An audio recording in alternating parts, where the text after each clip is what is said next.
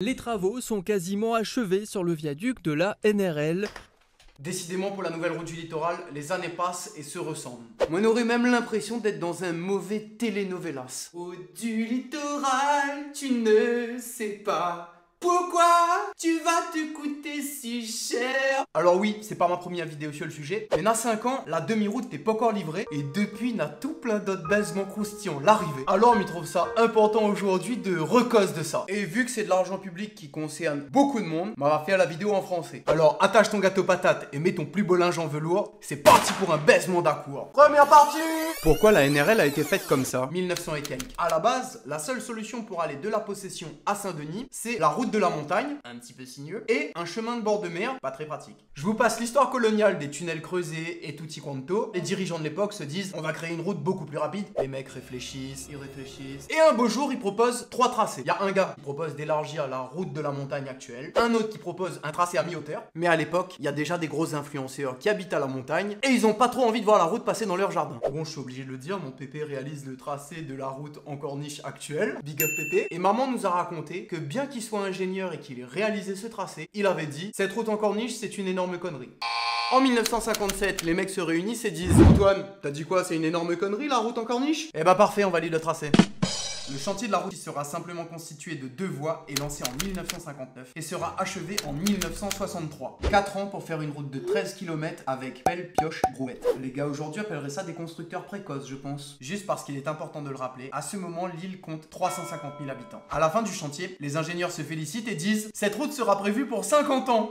C'est une route ou c'est un yaourt? Je savais pas qu'il y avait une date de péremption sur du béton. Bref, 1973, on coque déjà beaucoup trop à la Réunion et la population monte en flèche. L'île passe la barre des 450 000 habitants et l'accès à la voiture devient de plus en plus aisé. J'utilise des termes tellement littéraires parfois. En gros, tout le monde a envie d'avoir son petit loto. En même temps, coq à pattes dans le gros soleil, c'est marrant 5 minutes, mais pas tous les jours. Les premiers embouteillages naissent sur la route du littoral. La région décide donc d'élargir la route pour la passer en 4 voies. Vous vous rendez compte qu'on peut donner la date de naissance des embouteillages à la Réunion? Le chantier a été tellement rapide et a coûté tellement pas cher comparé à ce qui se fait aujourd'hui que je préfère que vous le lisiez plutôt que de le dire. Alors je vois les petits malins qui vont dire oui mais aujourd'hui c'est l'euro donc c'est pas comparable.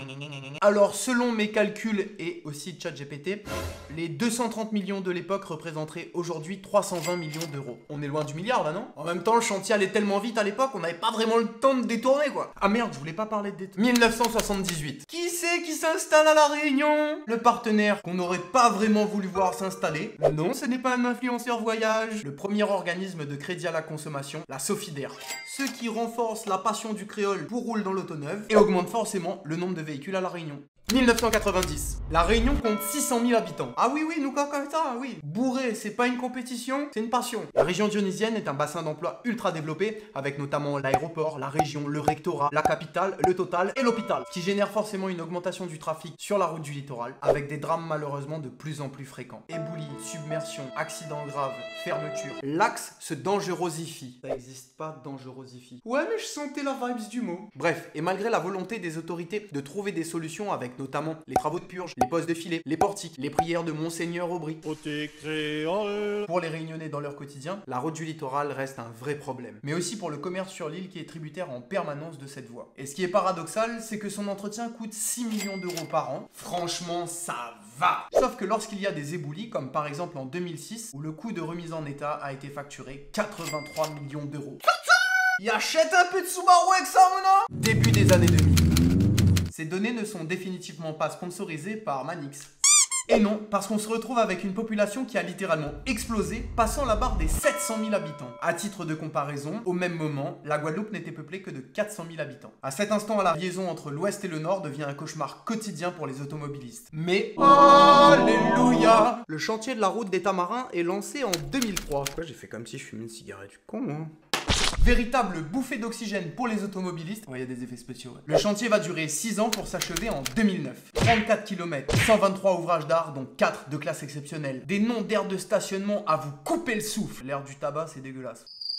Fallait que je le dise. La Réunion devient enfin milliardaire en route avec un coût final de 1 milliard 90 millions d'euros. Le problème, c'est que la date de péremption de la route du littoral de l'autre côté, eh ben, elle arrive à grands pas. Et avec elle, son lot de canal bichiques et parfois d'interruption totale de la circulation rendent son utilisation de plus en plus compliquée. Tonton Paul Vergès, président de région à cet instant, prévoit 2 axes de développement. D'un côté, le tram-train et les transports en commun pour une enveloppe d'à peu près 700 millions d'euros. Et de l'autre côté, le chantier de la nouvelle route du littoral pour la modique somme de 900 millions d'euros et des brouettes. Et des petits nassans remplis de cailloux, et des camions de cailloux, et des bateaux de cailloux. À quelques millions d'euros près, quoi. Comme tonton Paul, il avait négocié avec tout un tas de monde pour avoir les budgets, on n'allait pas cracher dessus. Alors de 2000 à 2006, tout un tas d'études ont été menées pour proposer une nouvelle route du littoral. Il y avait de l'argent, alors les ingénieurs, ils ont fait des études. Même celles qu'on savait qui allaient pas être possibles, ils les ont faites. Écoutez ça, route, full tunnel, sous la montagne, 108 000 euros le mètre. Tu multiplies ça par 13 000. 1,404 milliard. C'est rien. En vrai, sur l'île, on avait déjà le tunnelier utilisé pour le basculement de l'eau de l'est en ouest. Bon, il était un peu bloqué dans la montagne, mais 2 coups de WD-40 et ça repartait, c'était bon, hein. Mais très vite, les gars se sont rappelés de l'accident mortel du Mont Blanc en 1999. Ils ont pris en considération le coût d'entretien d'un tunnel qui est juste exorbitant. Et ils se sont rappelés aussi que la roche à la Réunion était aussi dure que la tête d'une personne du signe du Scorpion. Voilà, ça c'est un argument, tu peux pas aller au-dessus, quoi. Donc les mecs se sont dit, le tunnel c'est mort. Après, ils se sont dit, on va refaire la route de la montagne. Sauf que là, on faisait une route de 22 km. Beaucoup plus sûre, mais beaucoup plus longue. Il y a même eu une idée de faire une route un petit peu moins haute en mixant avec des tunnels. Je crois que très vite, les gars se sont dit, non, c'est au-dessus de nos forces. Et puis, il y a eu la fameuse route galerie, plébiscitée par un nombre incalculable d'ingénieurs. En revanche, c'était beaucoup moins pratique pour le détournement. Ouais, il y avait moins de thunes à faire, parce que c'était plus simple. Ça prenait moins de temps, il y a moins d'intermédiaires. Fallait faire venir moins de monde. Alors les gars se sont dit, non, c'est pas possible parce que... Et enfin, la solution qui a été retenue, qui est la solution Dig-Dig Viaduc. La route Dig-Dig, la route qui dig-dig. Non, mon équipe créole, il comprend. Hein. Alors là, on fait plaisir à tout le monde. Hein. Un petit peu aux transporteurs locaux pour les roches, un petit peu aux entreprises de France pour l'argent public. Et pour payer tout ça, vous inquiétez pas, il y a le contribuable vache à lait. Ce qui est quand même fou, c'est qu'à l'époque, ils avaient fait le chiffrage pour une route tout viaduc, 1,7 milliard. Et pour la route Dig-Dig Viaduc, 1,6 milliard. Non les gars, 100 millions d'euros, c'est 100 millions d'euros quand même, hein. On prend la solution la moins chère. Et parce que ça me fait plaisir, je vous montre un petit tableau qui montre à quel point déjà la solution full viaduc était la plus judicieuse, même d'un point de vue écologique. Vert partout, là, c'est pas compliqué à comprendre. Hein. 2006, le choix du tracé est entériné. 2007, l'État donne son accord. 2008, l'État transfère la gestion des routes aux régions. Mars 2010, on dit au revoir à tonton Paul qui sera remplacé par un certain Didier Robert. Didier Robert, je me suis emballé. J'aurais pu recommencer une vidéo pour vous expliquer des petits bails, mais je vais la faire courte. This book took the projet du tram-train, jetted it in the poubelle, took all the money to put in the NRL. Ça rime, poubelle, NRL. Le franglais, ça me connaît. Et c'est là qu'on dira bonjour aux problèmes liés à cette formidable route que je vous explique dans la partie 2 de cette vidéo.